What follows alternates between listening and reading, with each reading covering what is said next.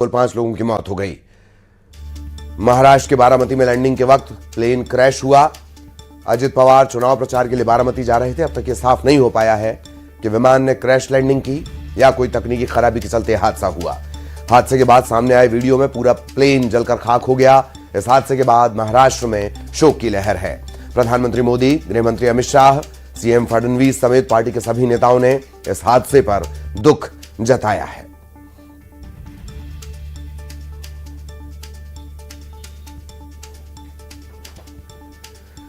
तो ये अलग अलग तस्वीरें। एनसीपी ऑफिस का झंडा झुकाया गया है। मंत्री हसन मुशर्रफ रो पड़े, धनंजय मुंडे, रोहित पवार की भी आंखें नम, अनिल देशमुख गमगीन और अजीत पवार के जो समर्थक हैं उन्हें भी वो भी दुख में हैं। ये और 4 तस्वीरें। बारामती में ये विमान हादसा हुआ है एयर स्ट्रिप पर। जब लैंडिंग कर रहा था ये प्लेन, 5 लोगों की इसमें जान चली गई। अजीत पवार भी उनमें एक थे। अजित पवार 8वें उप मुख्यमंत्री। लैंडिंग के वक्त ये हादसा हुआ। मुंबई से उन्होंने ये उड़ान भरी थी। देवेंद्र फडणवीस के नेतृत्व वाली सरकार में एकनाथ शिंदे के साथ महाराष्ट्र के 8वें उप मुख्यमंत्री रहे। लियरजेट 45 इस विमान में वो सवार थे। बुधवार सुबह छत्रपति शिवाजी महाराज इंटरनेशनल एयरपोर्ट से 8:11 पर उन्होंने उड़ान भरी थी। एयर ट्रैफिक कंट्रोल एटीसी के मुताबिक विमान मुंबई से लगभग 109 मील दूर था। बारामती के लिए निर्धारित था।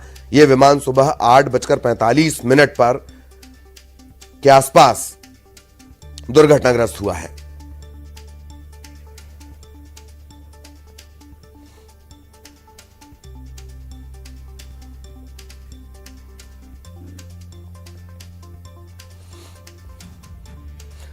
तो यह हादसा 8:11 पर यह आखिरी उड़ान और उसके बाद 8:45 के आसपास यह विमान दुर्घटनाग्रस्त हो जाता है। इसमें हालांकि बहुत सारे और भी पेच हैं। महाराष्ट्र के डिप्टी सीएम अजीत पवार, उनका यह प्लेन बहुत जो पायलट थे वो बेहद तजुर्बेकार थे, मदान, बावजूद उसके ये कई सारे सवाल हैं। इस प्लेन क्रैश में जो डिप्टी सीएम है अजित पवार, उनका निधन हो गया है। उनके साथ जो लोग यात्रा कर रहे थे उनकी भी जान नहीं बची है।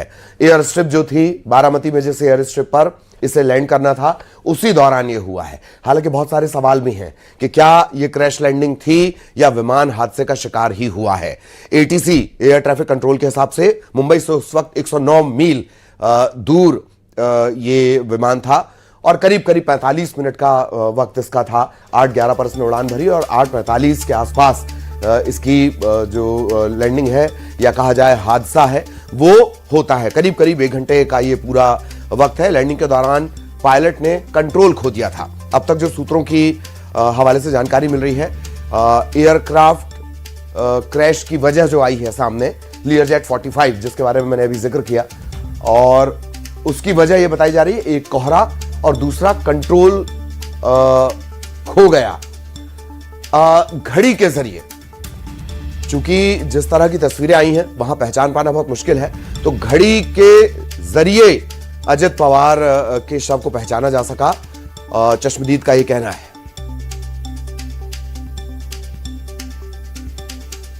आणि साईडला एक बॉडी पडलेली ती पाहिली, पण म्हणजे ते आम्हाला माहित नव्हतं कोणाची आहे, पण ती नंतर कळलं की अशी दादांची बॉडी होती आणि ते फक्त वरचं मुंडकं असं ते साईडला गेलेलं आणि खालची बॉडी होती ते पूर्ण फुगलेली आणि असे त्यांचे म्हणजे हातपाय असे मोठे झालेले सगळं ते पाहिलेलं. नंतर त्यांनी मग आम्हाला मग आम्ही कापड ब्लँकेट ही नवीन नेली आणि मग त्यांना असं म्हणजे ते गुंडाळलं. त्यांच्या हातात ते वॉची काहीतरी होतं. त्यानंतर ते माणसांनी ओळखलं की हे दादात आहेत, पण आम्हाला माहित नव्हतं आणि ही घटना खूप दुर्दैवी घडली, असं नव्हतं व्हायला पाहिजे.